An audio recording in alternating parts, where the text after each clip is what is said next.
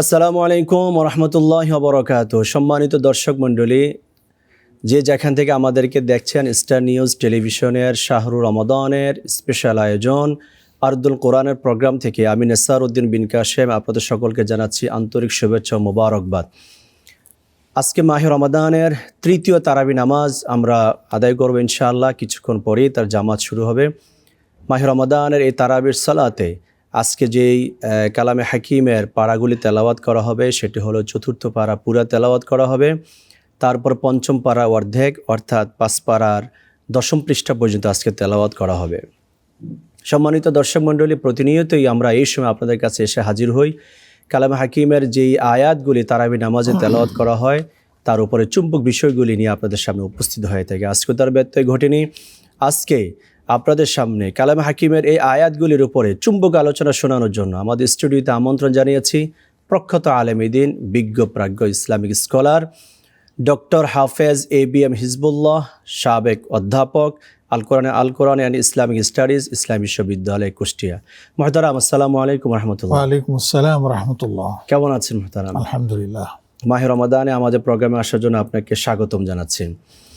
সম্মানিত দর্শক মণ্ডলী, আজকে আমরা কালামে হাকিমের যে আয়াতগুলি তারাবি নামাজে শ্রবণ করব তা হলো চতুর্থ পারার সূরাত আলে ইমরানের 92 নম্বর আয়াত থেকে 200 নম্বর আয়াত পর্যন্ত এবং সূরাতুল নিসায়ের 1 নম্বর আয়াত থেকে 87 নম্বর আয়াত পর্যন্ত আজকে আমরা তেলাওয়াত শুনব। সূরাত আলে ইমরান এটি হলো বনি ইসরাইলের নবী রাসূলদের যে রিসালাত গ্রহণ করেছেন হযরত নূহ, হযরত ইব্রাহিম এবং এই নবী রাসূলদের রিসালাত পাওয়ার যত ইতিহাস এবং তাদের জীবন ঘনিষ্ঠ আলোচনাগুলো এখানে করা হবে। এই সূরার মধ্যে আল্লাহ তাআলা হালাল এবং হারামের বর্ণনা দিয়েছেন এবং এই সূরার মধ্যে আল্লাহ সুবহানাহু ওয়া তাআলা জিহাদকে ফরজ করেছেন। এই সূরার মধ্যে আল্লাহ সুবহানাহু ওয়া তাআলা মানুষের হকের কথা আলোচনা করেছেন, তা'মুরুনা বিল মা'রুফ ওয়া তানহাউনা আনিল মুনকার আলোচনা করেছেন। তারপরে সূরাত নিসার আলোচনা হবে, তেলাওয়াত হবে। সূরাত নিসা আল্লাহ সুবহানাহু ওয়া তাআলা নারী অধিকার নিয়ে বেশি আলোচনা করেছেন। ইমরাআতুন, তার বহু বচন হলো নিসাউন, অর্থাৎ নারীরা তারা কিভাবে বিবাহ বন্ধনে আবদ্ধ হতে পারবে। একজন নারী মোহর সংশ্লিষ্ট আলোচনা, একজন নারী মিরাসের আলোচনা এবং স্বামী আর স্ত্রীর মাঝে যদি দাম্পত্য জীবনে কোনো প্রকার কলহ সৃষ্টি হয় তার সলিউশন কি, তার বিশদ আলোচনা এই সূরাত নিসার মধ্যে করা হবে ইনশাআল্লাহ। সম্মানিত দর্শক মণ্ডলী, উপভোগ করতে থাকুন আমাদের প্রোগ্রামটি। ছোট ছোট প্রশ্ন আলোকে আমরা আমাদের প্রাজ্ঞ আলোচকের কাছে আমরা যাচ্ছি। ছোট ছোট প্রশ্ন আলোকে আমরা ইনশাআল্লাহ কথা বলবো। মুহতারাম, আমরা প্রথমেই আপনার কাছে জানতে চাব যে আল্লাহ সুবহানাহু ওয়া তাআলা সকলে মিলে কোরআনুল কারীম তথা ইসলামকে আঁকড়ে ধরার কথা বলেছেন, পরস্পর বিচ্ছিন্ন হয়েও না। এই বিষয়ে আপনি যদি কোরআন আলোকে কিছু বলতেন আমাদের। আলহামদুলিল্লাহ ওয়াসসালাতু ওয়াসসালামু আলা রাসূলিল্লাহ ওয়া আলা আলিহি ওয়া আসহাবিহি ওয়া মান ওয়ালা, আম্মা বা'দ। কোরআন কারীমের আসলে এই 4 নম্বর পারার 2য় পৃষ্ঠাতে আয়াতটি রয়েছে। সূরা আলে ইমরানের 103 নম্বর আয়াত বলা হয় এবং এটা সারা বিশ্বের সকল মুসলমান, বিশেষ করে আলেম ওলামারা এটা জানেন। আয়াতটি হলো ওয়াতাসিমু বিহাবলিল্লাহি জামিআন ওয়া লা তাফাররাকু। তোমরা সবাই শব্দটা আছে জামিআন, তো তোমরা আল্লাহর রজ্জুকে আঁকড়ে ধরো, আল্লাহর রজ্জুকে আঁকড়ে ধরো।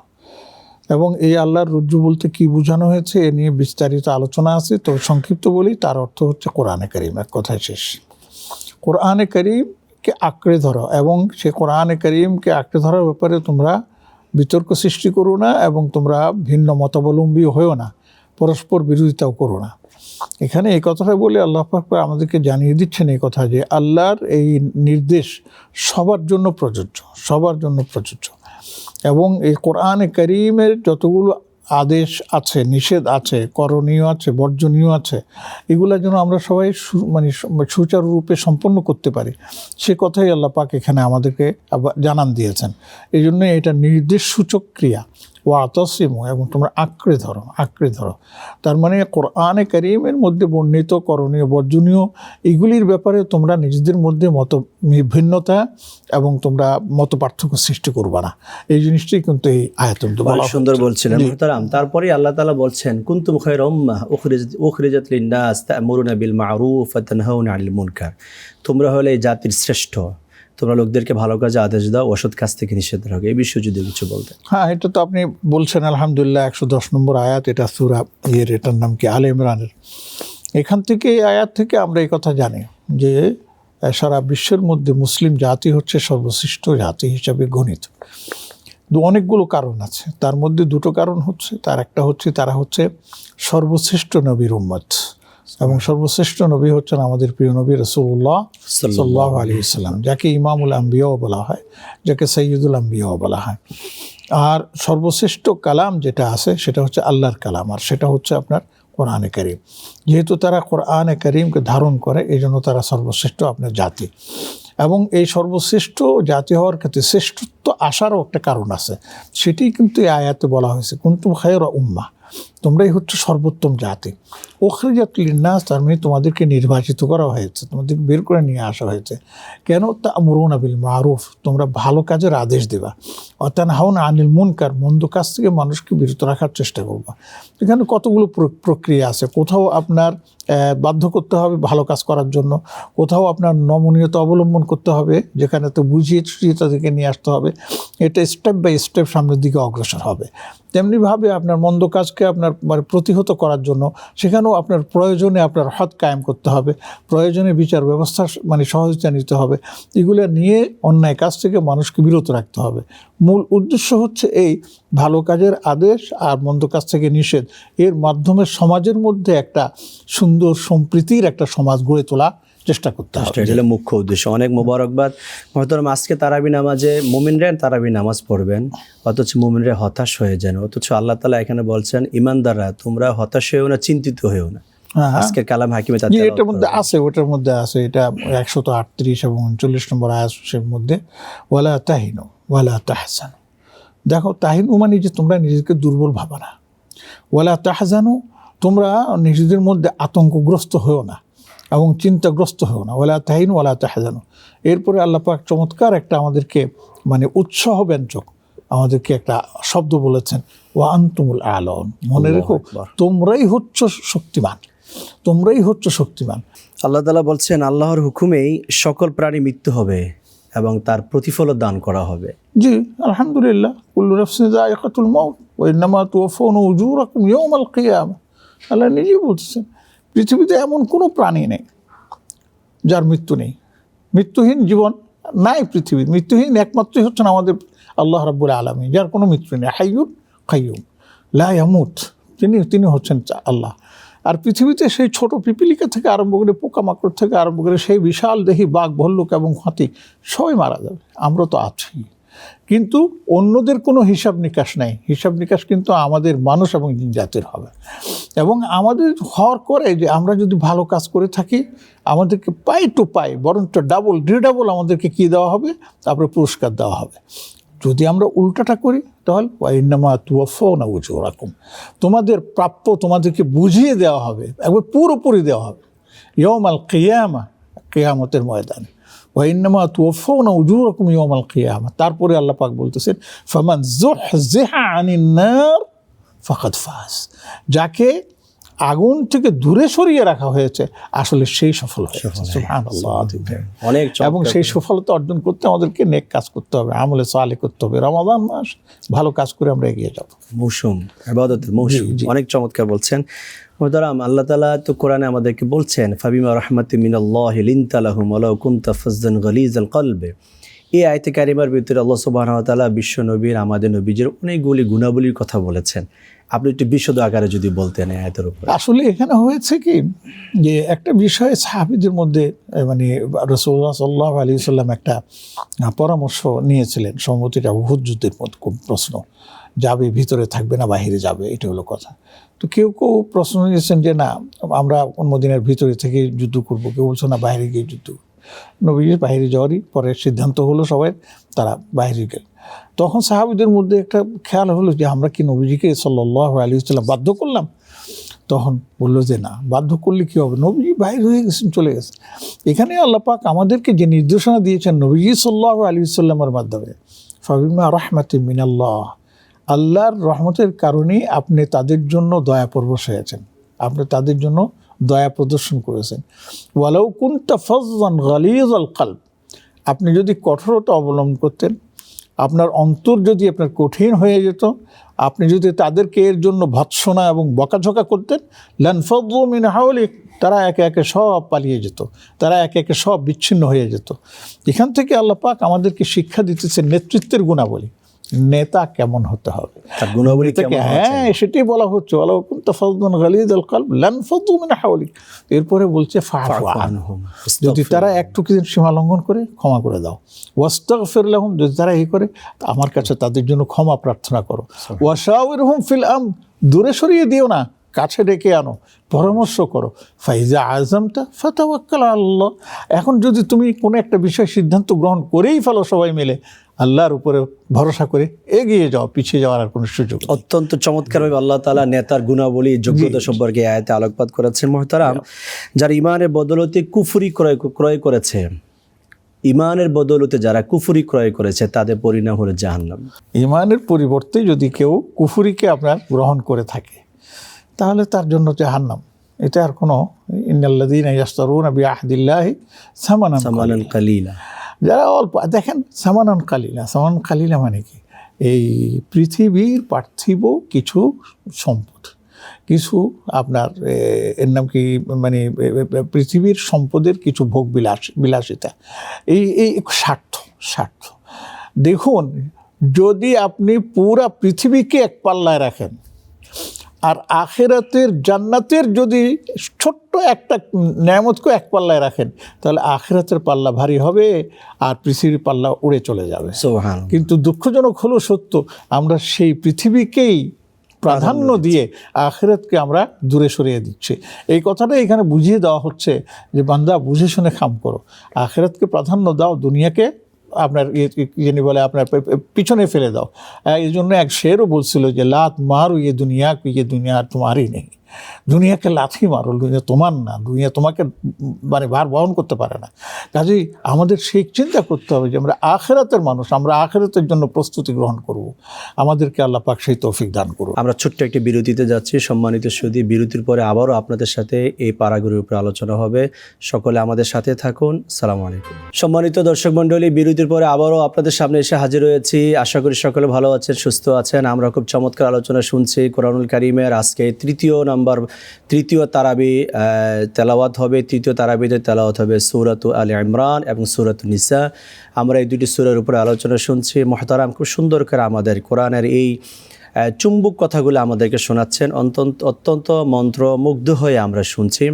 মুহতারাম, আল্লাহ সুবহানাহু ওয়া তাআলা বলছেন যে যারা আল্লাহর দেওয়া সম্পদ জমিয়ে রাখে এবং তা থেকে ব্যয় করে না, এ বিষয়ে কি বলবেন? কালামে হাকিম আল্লাহ তাআলা বলছেন। আসলে এই কথাটাই আমরা বলতে চাচ্ছিলাম। আমাদের তো অবস্থা হচ্ছে এই যে আমরা শুধু বলি আরও চাই, আরও চাই, আরও চাই, শেষ নেই, কত চাই, তারপরও আমরা কি করি না, সবর করি না। আল্লাহ পাক কি বলছে শুনেন, কোরআনে কারীমের 179 নম্বর আয়াত, 89 আয়াত, 80 ওয়ালা তাহসাবান্নাল্লাযীনা ইয়াবখালুনা বিমা আতাহুমুল্লাহু মিন ফাদলিহি, আপনি মনে করেন না তাদেরকে যারা সম্পদকে আল্লাহর রাস্তায় ব্যয় করার ক্ষেত্রে কৃপণতা প্রদর্শন করে, হুয়া খায়রুল লাহুম, এটা তাদের জন্য অন্য, তারা মনে করে এটা তাদের জন্য মানে ধরে রাখাটা ভালো। আল্লাহ বলেন না না না, বাল হুয়া শাররুল লাহুম, বরঞ্চ এটা হচ্ছে তাদের জন্য অত্যন্ত অকল্যাণকর, শার, বাল হুয়া শাররুল লাহুম। এরপরে বলছেন সাইতাওয়াকুনা মা বাখিলু বিহি ইয়াউমাল কিয়ামা, কিয়ামতের দিন তার এই সম্পদকে তার গলায় পেঁচিয়ে দেওয়া হবে। এক হাদিসে আছে মুহতারাম আমার প্রিয় দর্শকবৃন্দ, যেখানে বলা হয়েছে এই সম্পদকে সাপে পরিণত করা হবে। সাপে পরিণত করা হলেও সেখানে আপনার গলায় পেঁচিয়ে দেওয়া হবে। সেই সাপ সামনে এসে বলে আমি তোমার সম্পদ, আনা মালুক, আনা মালুক, এইভাবে সে বলতে থাকবে আর তাকে আপনার দংশন করতে থাকবে। পারবেন? ইন্না লিল্লাহি ওয়া ইন্না ইলাইহি রাজিউন। অতএব এই দুনিয়াকে আমরা প্রাধান্য না দিয়ে আখিরাতকে প্রাধান্য দেই, এবং দুনিয়াতে আল্লাহ পাক আমাদেরকে যে সম্পদ দিয়েছেন নিয়মিত সেগুলো যতটুকু সম্ভব আল্লাহর রাহে আমরা কি করতে চেষ্টা করব, ব্যয় করব। যে যাকাতের ব্যবস্থা আছে, যাকাতও যেন আমরা সঠিকভাবে আদায় করার চেষ্টা করি। আল্লাহ তাআলা আমাদেরকে কবুল করুন। দানের অভ্যাস আল্লাহ তাআলা আমাদেরকে শাহরুর রমাদানে বেশি বেশি করে করার তৌফিক দান করুন, অভ্যাসের জন্য পরিণত হতে পারে। মুহতারাম, কালামে হাকিম আল্লাহ তাআলা মাহারিমদের একটা লিস্ট তৈরি করে দিয়েছেন। আপনি যদি মেহেরবানি করে আমাদেরকে শোনাতেন। হ্যাঁ, সেটা তো বলবোই অবশ্যই। আরেকটা জিনিস বলা দরকার তার আগে, সেটা হচ্ছে দেখুন আমাদের সমাজে অন্যখানেও বিশ্ব অনেকে বলে থাকে যে আমরা মেয়েদের কোনো অধিকার দেই না, নারী অধিকার আন্দোলন আমরা করি না, নারীদেরকে কোনো অধিকার দেওয়া হয় না। অথচ দেখুন এই কোরআনে কারিমে নারীদের অধিকার সংরক্ষিত। এই যে বাবা মারা গিয়েছে, মা মারা গিয়েছে, ইন্তেকাল করেছেন, তারা সম্পদ রেখেছে, কে পাবে? দুর্ভাগ্যজনক হলো সত্য, আমার দেশেও এটা অনেক জায়গায় আছে। আমরা ভাইরা বোনদেরকে দিতে চাই না, বাবারা ছেলেদেরকে বেশি দেয়, বোনদেরকে মানে মাহরুম করে। অথচ আল্লাহ পাক সূরা নিসার মধ্যে এই কথাটা স্পষ্ট বলেছেন, আপনি পড়ে দেখুন, ইউসিকুমুল্লাহু ফি আওলাদিকুম লিয-যাকারি মিসলু হায্যিল উনসায়াইন ফাইন কুননা নিসাআন ফাওকা ইসনাতাইন। সেখানে আবার বলছে যে মেয়েদের চাইতে ছেলেদেরকে ডাবল দেওয়া হয়েছে, এটা কেন? এটা এক বৈষম্য না? আমি তাদেরকে প্রশ্ন করতে চাই, আপনারা যে বাবা থেকে পান, আপনারা যে স্বামী থেকে পান, আপনারা যে সন্তান থেকে পান, এটা কি বৈষম্য না? এটা কি ওরা সবাই পায়? আপনার ইন্তেকালের পরে বাবা মার ব্যয়ভার বহন করে কি? এগুলি ভিন্ন জিনিস আছে। কিন্তু এখানে আমার বলার উদ্দেশ্য হচ্ছে আমার ভাই বোনেরা যারা আছেন তাদের, বিশেষ করে আমাদের মেয়েদের, আমাদের মা বোনদের অধিকার সংরক্ষিত হয়েছে এই কোরআনে কারিমের সূরা নিসার মধ্যে। এই জন্যই এটার নাম রাখা হয়েছে সূরা নিসা, অন্যতম একটি কারণ। আর যেটা বললেন মাহরামের লিস্ট, হ্যাঁ, 14 প্রকারের মানুষকে আল্লাহ পাক নিষিদ্ধ করেছেন পুরুষদের জন্য। তার মধ্যে 1 নম্বরই হচ্ছে মা, ওয়ালা তানকিহু মা নাকাহা আবাউকুম মিনান নিসা ইল্লা মা ক্বাদ সালাফ, যেটা গেছে, কিন্তু নতুন করে আর এটা সম্ভব না। এরপরে আল্লাহ পাক বলতেছেন হুররিমাত আলাইকুম উম্মাহাতুকুম বানাতুকুম ওয়া আখাওয়াতুকুম, এইভাবে আল্লাহ পাক একটার পর একটা করে আমাদেরকে দিয়েছে। আমি আপনাদেরকে অনুরোধ করব যে আপনারা এই আয়াতটুকু পড়েন। এবং সর্বশেষ 5ম পারার শুরুর আয়াতটা বলেছেন ওয়াল মুহসানাতু মিনান নিসা ইল্লা মা মালাকাত আইমানুকুম, অন্যের বিবাহিত কি জানি বলে আপনার এর নাম কি স্ত্রী, বিবাহ অবস্থায় থাকায় আরেকজন কেউ তাকে বিবাহ করতে পারবে না, সেটারও আপনার নিয়ম নীতি আছে। আলহামদুলিল্লাহ, আল্লাহ পাক আমাদেরকে এত সুন্দর বিধান দিয়েছেন, যদি আমরা সেগুলো মেনে চলতে পারি তাহলে আমাদের মধ্যে শান্তি বিরাজ করে। অনেক ধন্যবাদ। সম্মানিত সুদী, কোরআনুল কারীমের সূরাতুন নিসার 23 এবং 24 নম্বর আয়াতে মাহরাম 14 জনের লিস্ট সেখানে দেওয়া আছে। আমরা অবশ্যই সেখান থেকে বিস্তারিত দেখে নেব। মুহতারাম, দাম্পত্য জীবনে যদি কোনো প্রবলেম ফেস করে সেক্ষেত্রে তার সলিউশন একজন নারী কিভাবে নেবে, একজন পুরুষ কিভাবে নেবে, কোরআনের সূরা নিসা আল্লাহ তাআলা এই বিষয়ে বর্ণনা করেছেন। আপনি যদি আলোকপাত করতেন। সেটাই আসলে হয়েছে কি, দেখুন, স্বামী স্ত্রী এক ঘরে থাকে, এক জায়গায় থাকে, এবং উভয়ের যে মানসিকতা একরকম হবে এমন না, কিছু বেশকম হতেই পারে, এটা স্বাভাবিক, ন্যূনতম বেশকম হতে পারে। তো সেই ক্ষেত্রে তাদের মধ্যে একটা বোঝাপড়া থাকা উচিত। দেখুন, স্বামী অপরিচিত ছিল, স্ত্রী অপরিচিত ছিল, আল্লাহর কুদরতে তাদের মধ্যে আপনার মিল হয়েছে এবং তাদের মধ্যে বিয়ের বলে আপনার সম্পর্ক সৃষ্টি হয়েছে। এতে করে স্বামী স্ত্রী একে অপরের জন্য জান প্রাণ হয়ে গেছে। সুবহানাল্লাহ, এটা চিন্তা করা যায় না, বুঝলেন? আচ্ছা, এরপরে সাংসারিক জীবনে কিছু সুবিধা অসুবিধা থাকতেই পারে, কারো একটু বেশি হয়ে যায়, কারো একটু কম হয়ে যায়। তো এখানে আমাদের যেটা উচিত ছিল সেটা হলো যে আমরা সবর করি এবং আমরা প্রেম প্রীতি ভালোবাসা নিয়ে নিজেরা নিজেদের কি জানি বল দ্বন্দ্বটা মিটিয়ে ফেলার চেষ্টা। আচ্ছা, পারলাম না, তাহলে কি করব? আমরা আমাদের পিতামাতা, আমাদের মুরব্বী যারা আছেন তাদের দৃষ্টিটা আনবো যে আমাদের মধ্যে চলতেছে, আপনার সম্পর্কের মধ্যে অবনতি ঘটতেছে, আপনারা একটু সমাধান করে দেন। ওনারা চেষ্টা করবে। এরপরেও যদি দেখা যায় যে না, সেটা করা সম্ভব হচ্ছে না, তখন আল্লাহর নির্দেশ হচ্ছে ওয়াইন খিফতুম শিকাকা বাইনিহিমা ফাবআসু হাকামান মিন আহলিহি ওয়া হাকামান মিন আহলিহা, 35 নম্বর আয়াত, যে তোমরা দুই পরিবারের যারা মুরব্বী শ্রেণীর আছে বা তোমাদের পছন্দের যারা আছে তাদেরকে নিয়ে তোমরা বসে তাদের সুবিধা অসুবিধাগুলো আলোচনা পর্যালোচনার মাধ্যমে তোমরা এটা একটা সমাধান করো। যদি রাখার হয় রাখবে, আর যদি ছাড়ার হয় তাহলে সম্মান সূচকভাবে তাদেরকে। চমৎকার আলোচনা, আল্লাহ তাআলা এই বিষয়ে সমাধান দিয়েছেন ইনশাআল্লাহ। মুহতারাম, সংক্ষিপ্ত আকারে যদি আপনার কাছে একটু সংক্ষেপে শুনবো যে আল্লাহর আনুগত্য, রাসূলের আনুগত্য এবং উলিল আমরের আনুগত্য, এই বিষয়ে যদি একটু বলবেন। 59 নম্বর আয়াতে রয়েছে ইয়া আইয়ুহাল্লাযীনা আমানু আতিউল্লাহ ওয়া আতিউর রাসূল ওয়া উলিল আমরি মিনকুম। আল্লাহর আনুগত্যে কোনো রকমের কি করা চলবে না, গড়িমসি করা চলবে না। রাসূলের আনুগত্যেও কোনো রকমের মানে টালবাহানা চলবে না। এই দুইজনের আনুগত্যে কোনো রকম ছাড় নেই। ওয়া উলিল আমর কেন আসলো? দেখেন, আল্লাহর আনুগত্য মানে কোরআনে কারীম, রাসূলের আনুগত্য মানে হাদিস এবং সুন্নাহ। এখন সব কিন্তু মানুষের যাবতীয় সব কিছু আল্লাহ পাক কোরআন এবং হাদিসের মধ্যে নবীজি বলেছেন, মৌলিক বলেছেন, কিন্তু অনেকগুলো ফারুই আছে যেগুলি আপনার বিভিন্ন মানে ধারা উপধারা আমরা বলি না, উপধারা অনেক বিষয় এরকম আছে যেগুলি আল্লাহ পাক এখন কিছুই বলেন না, এগুলো আমাদের উপর ছেড়ে দিয়েছেন। এবং নবীজি সাল্লাল্লাহু আলাইহি ওয়াসাল্লাম কিছু সমাধান দিয়েছেন, নবীজি সাল্লাল্লাহু আলাইহি ওয়াসাল্লাম কিছু রেখে আবার কিছু সমাধান তিনি দিয়েছেন। এই জন্য সেখানে বলা হয়েছে উলিল আমর মিনকুম জারি, তোমাদের সমাজের যারা আলিম ওলামা এবং কাজী কুজাত এবং বিচারক তাদের সান্নিধ্য গিয়ে তোমরা সেটাকে সমাধান করে নাও। যত সুন্দর করে বলছেন। সর্বশেষ প্রশ্ন যদি আমরা আপনার কাছ থেকে নিচ্ছি, সেটা হলো প্রশ্ন উত্তর সাদাকায়ে জারিয়া এবং গুনাহে জারিয়া এই বিষয় করে আল্লাহ বলেছেন একদম সংক্ষিপ্ত। একবার সংক্ষিপ্ত মানে সাদাকায়ে জারিয়া একটা মসজিদ তৈরি করে দিলেন, তারপরে একটা কি জানি বলে আপনার রাস্তা কালভার্ট বানিয়ে তৈরি করে দিলেন, এগুলি সব মানুষ ব্যবহার করতেছে, এর দ্বারা আপনি সাদাকা যতদিন আছে পেয়ে থাকবেন। আবার গুনাহে জারিয়া মানে অন্যায় একটা কাজ করলেন, আপনি সিনেমা চালু করে দিলেন, আপনি অন্যায় কিছু চালু করে দিলেন, ওটা যতদিন চলবে যারা করবে তাদেরও গুনাহের ভাগে আপনাকে হতে হবে। অত্যন্ত সুন্দর করে শুনছিলাম মোহতারাম, আপনাকে অসংখ্য মোবারকবাদ আমাদের প্রোগ্রামে সময় দেওয়ার জন্য। হাইয়াকাল্লাহ বারাকাল্লাহ। সম্মানিত সুধী, আজকে তৃতীয় তারাবির নামাজে যে সকল আয়াতে কারিমাগুলি তেলাওয়াত হবে তার চুম্বক কথাগুলি আমরা আপনাদের সামনে উপস্থাপন করার চেষ্টা করেছি। আগামী দিন একই সময়ে এরকম সময়ে আমরা ইনশাআল্লাহ এই তারাবি নামাজে যা তেলাওয়াত হবে তার চুম্বক বিষয় নিয়ে আবারও আপনাদের সামনে হাজির হব। আল্লাহ তাআলা আমাদেরকে ততক্ষণ পর্যন্ত ভালো রাখুক, সুস্থ রাখুক, রমাদান প্রত্যেকের জন্য ইবাদতের মৌসুম হিসেবে কবুল করে আল্লাহ তাআলা তৌফিক দান করুক। আসসালামু আলাইকুম ওয়া রাহমাতুল্লাহি তাআলা ওয়া বারাকাতুহু।